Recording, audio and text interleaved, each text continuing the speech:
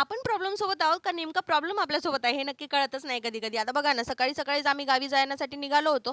पहिल्यांदा वाटलं गाडी पंक्चर आहे. तिथे गेल्याच्यानंतर कळालं, की हा एवढा मोठा खिळा त्यामध्ये जाऊन बसला होता आणि त्यामुळे टायरची हवा पूर्ण गेली होती. आता पहिल्यांदा हे खिळा काढणं गरजेचं होतं, कारण आम्हाला बस स्टॉपपर्यंत पण पोहोचायचं होतं.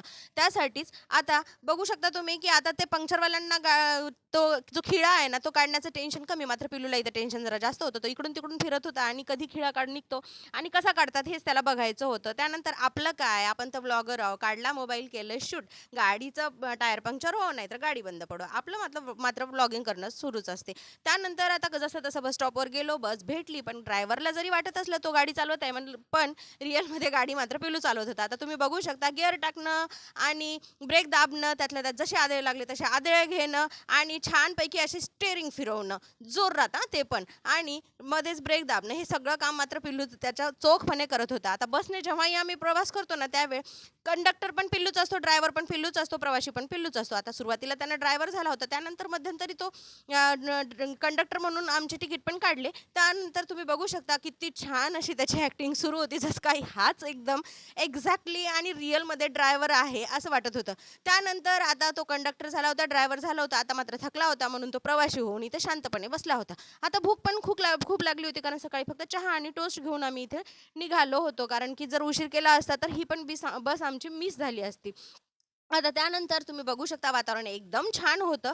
खूप भूक लागली होती, पण आता पर्याय नव्हता, कारण गाडी पुढे जाऊन स्टॉपवर थांबणार होती नाश्त्यासाठी. पण त्याआधी आले होते खरमुरे. आता खरमुरे, वाटाणे मी घेतले आणि मस्त म्हटलं टाईमपास करावं म्हणून हे घेतले आणि खाल्ले. पण त्यानंतर थोडीच म्हणजे अर्ध्या तासातच गाडी एका बस स्टॉपवर थांबली जेवणासाठी, काही लोकांना नाश्त्यासाठी.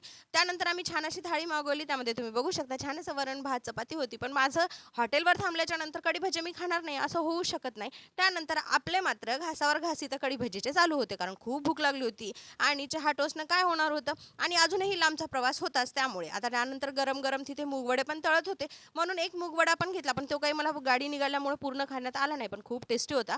त्यानंतर आता पिल्लू मात्र सगळं बनवून थकला होता आणि शेवटी जेवण केल्याच्या नंतर त्यानं थोडंसं आराम केला. तर आम्ही जाण्याच्या आधीच माझ्या मामाची मुलगी तिथे बस स्टॉपवर येऊन थांबली होती. आता आम्ही कुठे गेलो, काय नाही हे पाहण्यासाठी मी तसा लाँग व्हिडिओ चॅनलवरती अपलोड केलेला आहे. जर तुम्ही पाहिला नसेल तर नक्की जाऊन चेकआउट करा.